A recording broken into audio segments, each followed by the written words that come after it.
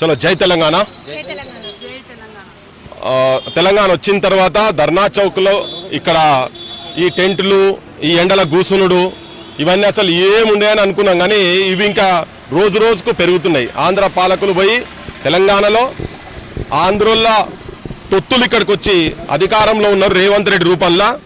గత ప్రభుత్వంలో కేసీఆర్ అన్నమాట ఇంటికో ఉద్యోగం అని అన్నాడు, అది నిలబెట్టుకోలేదు కనుక ఈ మహానుభావుడు రేవంత్ రెడ్డి, చంద్రబాబు దగ్గర చెంచా అయినటువంటి రేవంత్ రెడ్డి వచ్చి నిరుద్యోగుల దగ్గరకు వచ్చి సభల కాడికి వచ్చి ఇదే వేదిక మీదకి వచ్చి కూడా ఆయన ఇయ్యలేదు కాబట్టి నేను రాగానే, మా ప్రభుత్వం రాగానే, ముఖ్యమంత్రి కాగానే 2 లక్షల ఉద్యోగాలు మేము ఇస్తా, నా కష్టాలు తెలుసు, నేను కూడా మీ లెక్కనే బతికినోని, గిన్నె పక్కకు మోరిల పొంట తిరిగినోని, నేను ఆ పక్కకేమన్నా నా దుఃఖం ఉండే ఇవన్నీ ముచ్చట్లు చెప్పి మత్పరిచి మాయ చేసి నేను ఉద్యోగాలు ఇస్తా అంటే నీ మాట ఎట్లా నమ్ముతాం సార్ అంటే ఆడికెళ్ళి పట్టుకొచ్చిండు. గాడి మొగ ఆయన పెద్ద మనిషి ఆ ఢిల్లీకి వెళ్ళి పట్టుకొచ్చిండు. రాహుల్ గాంధీ అంటే ఆయన ప్రియాంక గాంధీని ఇద్దరిని పట్టుకొచ్చి మేనిఫెస్టోలో పెట్టి రాగానే 2 లక్షల ఉద్యోగాలు ఇస్తాడు. సంవత్సరం లోపల 2 లక్షల ఉద్యోగాలు ఇస్తారు. తెలంగాణ అంతా తెలుసు.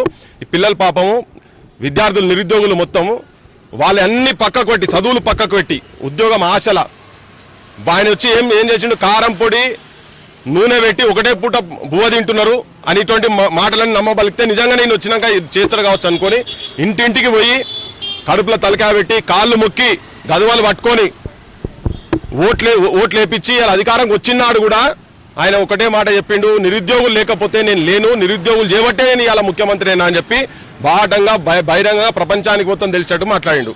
కానీ ఇప్పుడు పరిస్థితి ఏంటంటే ప్రజాప్రభుత్వం అని చెప్తున్నటువంటి పాలనలో కనీసం ధర్నా చౌక్లో మీటింగులు కూడా పెట్టనిస్తలేరు. విద్యార్థులను, విద్యార్థి నాయకులను, నిరుద్యోగులు అంటే వీళ్ళు నిరుద్యోగులు కాదు, వీళ్ళు మేధావులు, తెలంగాణలో ఉన్నటువంటి మేధావులు. నేను ఊకే తెలంగాణ మూవ్మెంట్ అప్పుడు చెప్తా ఉండే, Telangana students today's raw material and tomorrow's scrap అని చెప్పేది.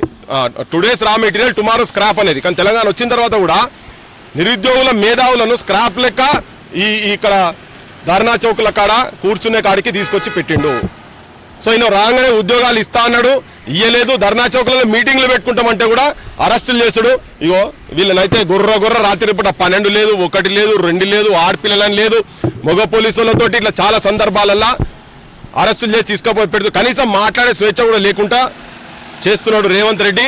ఆయనే హోంమంత్రి, ఆయనే విద్యాశాఖ మంత్రి, అందరికీ ఉద్యోగాలు నేనే ఇస్తా, రాగానే బడులు మొత్తం బంద్ అయిన బడులు తెరిపిస్తా, కొత్త బడులు కట్టిస్తా అన్నాడు. ఈయన వచ్చిన తర్వాత కూడా 1000 కొద్ది బడులు బంద్ అయినాయి. అలా చదువులు చెప్పే టీచర్ లేరు, బడికి అన్ని సబ్జెక్టులకు ఒక్కొక్క టీచర్ లేరు. ఇక్కడ చదువుకున్న వాళ్ళకేమో కోకొల్లలు ఇక్కడ ఎక్కడ చూసినా కానీ, చదువుకున్న వాళ్ళు ఏ ఊర్లో చూసినా కానీ 30-40 మంది పీజీలు చేసిన వాళ్ళు, పిహెచ్డీలు చేసిన వాళ్ళ కాడికెళ్ళి ఉన్నారు. కానీ వాళ్ళకు నౌకర్లు ఇస్తలేరు. వాళ్ళు చెప్పిన మాటనే ఇక ఈయన ఈ పెద్ద మనిషి మొగాయన తెల్లంగేసి మధ్య తిరుగుతున్నాడు జీన్స్ ప్యాంటులకు వేసి. ఈ రాహుల్ గాంధీ అంటే బీహార్లకు బయట స్టేట్లలో పోయి ఇక్కడ కొడుతున్నారు, ఆస్పిరెంట్ల లాఠీతో కొడుతున్నారని. సిగ్గుండాలే మీకు ఏమన్నా వచ్చి ఇక్కడ రాండ్రి. మీ ఆమె ఉన్నది కదా ఇక్కడ, మీ కాంగ్రెస్ పార్టీ ఇన్ఛార్జ్ ఉన్నది, ఆడపిల్లని ఆడామనే కదా ఆమె కూడా. సింపుల్గా ఏదో ట్రైన్లలో పోతా అవి కాదు. ఈడొచ్చి మా ఊళ్ళ నిరుద్యోగుల కష్టాలు ఎట్లున్నాయి, వాళ్ళ గోసలు ఎట్లున్నాయి, వాళ్ళ బాధలు ఎట్లున్నాయి ఒక్కసారి వాళ్ళ దగ్గరకు వస్తే అర్థమవుతుంది. ఆ రాహుల్ గాంధీకి ఏమైనా తలకాయ ఉండేది ఉంటే ఈడికి వచ్చి నీ గవర్నమెంట్లా, వేరే గవర్నమెంట్లు ఇస్తే ఆడమొత్తుకుండు కాదు, నీ గవర్నమెంట్లా నువ్వేం చేస్తున్నావు అనేది ఇక్కడికి వచ్చి చూస్తే అర్థమవుతుంది. ఏ ఉద్యమం ఎక్కడ ఎవరు చేసినా కానీ మాట్లాడితే చాలు పోలీసుల పాలన అయిపోయింది. ఇక నిన్న మొన్న చూసినాం కదా, ఆత్మహత్యలు చదువుకున్నటువంటి వాళ్ళు, టాప్ ఉన్నటువంటి వాళ్ళే ఆత్మహత్యలు జరుగుతున్నాయి తెలంగాణలో శవాలై ఊరేగుతున్నారమ్మా రైతన్నలు, నడి సేన్లలో సమాధులైన రమ్మా కూలన్నలు అనే కాడికి పోయి తెలంగాణలో నిరుద్యోగులు, విద్యార్థి యువకులు నడి సేన్లల్లా, నడి రోడ్లల్లా, ఇళ్లల్లా ఉరేసుకొని, పొలాలల్లా, చేన్లల్లా, చెట్ల కాడ ఉరేసుకునే కాడికి వచ్చింది. చదువుకొని అన్ని ఉండి, అంటే సర్టిఫికేట్లు ఉండి టాప్ ఉన్నటువంటి వాళ్ళు కూడా ఇలా నిరుద్యోగంతో ఇబ్బంది పడతా ఉన్నారు, బాధపడుతున్నారు. ఇలా ప్రైవేట్ సెక్టార్లకు వచ్చిన తర్వాత కూడా మీరు 80% బయటి రాష్ట్రాలకు వెళ్ళి వచ్చి ఇక్కడ సాఫ్ట్వేర్ పెట్టినా, ఏ కంపెనీ పెట్టినా 80% తెలంగాణ యువకులకే ఇస్తామని చెప్పిన వాళ్ళు ఇలా 8% కూడా లేరు. మళ్ళా గాడికే వెనకట సెక్రటేరియట్లో ఏంది మోసేటోళ్ళు, ఊడ్చేటోళ్ళు, తూడ్చేటోళ్ళు, పాయకాలను సాఫ్ చేసేటోళ్ళు, నీళ్ళు అందించేటోళ్ళు ఎట్లయితున్నారో ఇలా గదే పరిస్థితి ఇప్పుడు కూడా గదే పరిస్థితి ఉన్నది. ఇక్కడ ఉన్న వాళ్ళకు ఉద్యోగాలు లేవు, వస్తలేవు. కానీ ఒకటే ఏంటంటే కాంగ్రెస్ ప్రభుత్వం, అన్ని రాజకీయ పార్టీలు, నేను నిరుద్యోగులకు కూడా చెప్తున్నా ఏంటంటే ఏ రాజకీయ పార్టీని నమ్మకండి, సొంతంగా మీరే ఉద్యమాలు తయారు చేయాలి. మీ మధ్యలో ఐక్యతతోటి ఐక్య సంఘటన కట్టుకొని పోరాటం చేసి ఎవరిని కూడా ఊర్లలో ఏ రాజకీయ నాయకుడు వచ్చినా కానీ ప్రతి ఊర్లో 15-20 మందో 30 మందో నిరుద్యోగులు ఉన్నారు. వాళ్ళని ప్రశ్నించండి. కొట్లాడండి. అలా ఏ చిన్న మీరు చిన్న వాయిస్ ఊర్లోకి వెళ్ళి ఏది ఇస్తే అది జనానికి తెలిసేటట్టుగా తీసుకుపోయే ఛానల్ ఉన్నాయి. ఇక్కడ ఇన్ని ఉన్నాయిడా, ఒక్క మేజర్ ఛానల్ లేదు.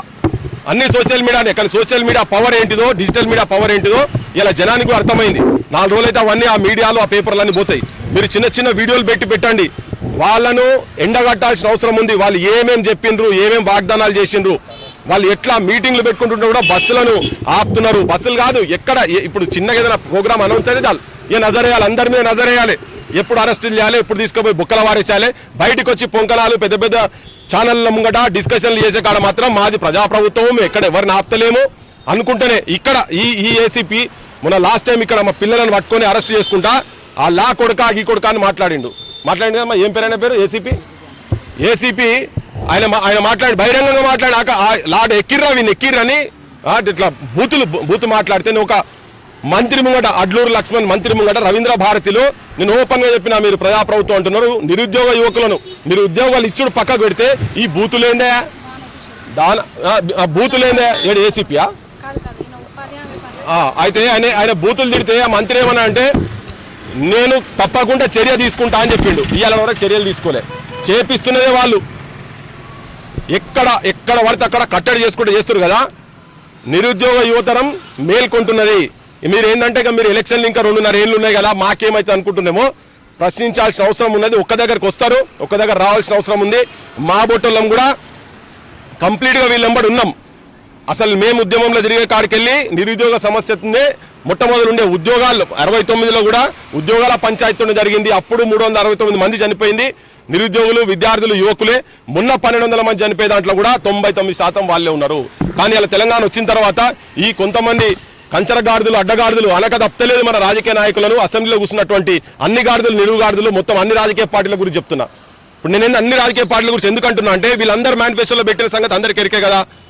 మరి ఎక్కువ ఒక్క రాజకీయ పార్టీ కూడా నిరుద్యోగుల తరఫుకెళ్ళి వచ్చి మేము పోయి మా ఎమ్మెల్యేలు ఎవరు కూడా అసెంబ్లీలో గోడు, నా కాన్స్టిట్యున్సీలో ఏడ కూర్చున్నా మేము ఇళ్ళకి హోం, నిరుద్యోగుల ఎక్కడ అజిటేషన్ జరిగినా ఏం జరిగినా లేకపోతే మేమే అజిటేషన్ తీసుకొని ఏ ఎమ్మెల్యేలను కూడా ఉద్యోగాలు వచ్చేవారు 2 లక్షల ఉద్యోగాలు వచ్చే వరకు మేము ఇళ్ళకి పోమని చెప్పి ఏ రాజకీయ పార్టీ కూడా భీష్మించుకొని కూర్చుంటలేదు. ఇట్లా వీళ్ళు మీటింగ్లు పెడితే వచ్చి ఇక్కడికి వచ్చి ఊకదుంపుడు ఉపన్యాసాలు ఇచ్చుడు పోవుడు. ఈ విద్యార్థి నాయకులు ఆ ప్రభుత్వం లాస్ట్ టైం ఏం చేయలేదు, మిస్టేక్ అయిపోయింది, కానీ ఈసారి అయితే చేస్తామని చెప్పని ఇవన్నీ మాయమాటలు అవసరం లేదు. రాజకీయ నాయకులు కూడా ఇప్పుడు యువకులు ఇబ్బందులు పడుతున్నప్పుడు మీరు ఒక పార్టీగా డిసిషన్ తీసుకోవాలి.